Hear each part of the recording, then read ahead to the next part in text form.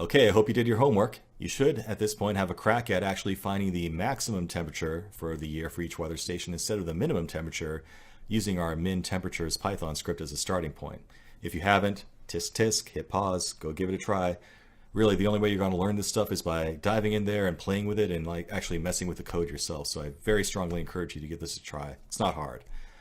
And if you have done that, though, let's move forward and take a look at my result, and we can compare that to yours and see if you got it right.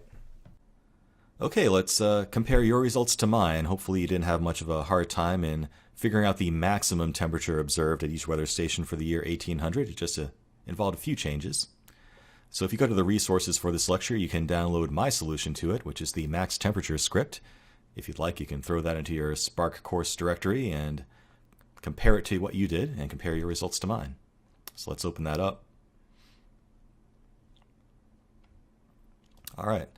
So you can see I didn't change a whole lot. The first thing I did, though, was extract and filter only the Tmax entries in my original data. So originally we were pulling out the Tmin entry types from our source weather data. This time I'm interested in the max temperatures observed on every day for each weather station, and that's what this line will now do. So we are filtering out everything but Tmax and putting that into a max temps RDD. And the rest is the same until we get to the reduction. So now instead of trying to find the smallest temperature observed out of all the minimum temperatures, we're trying to find the maximum of the maximum. So out of every maximum temperature for every day of the year, what's the maximum temperature that we saw throughout the entire year for each weather station? So instead of min, I now have a max here. So as I'm doing my reduction by key and boiling down all the Tmax entries for each weather station for the whole year, we're taking the max to find the largest value observed throughout the whole year. And from there on, it's all the same. We just collect the results and print them out. So let's see what we end up with. Spark-submit max temperatures.py.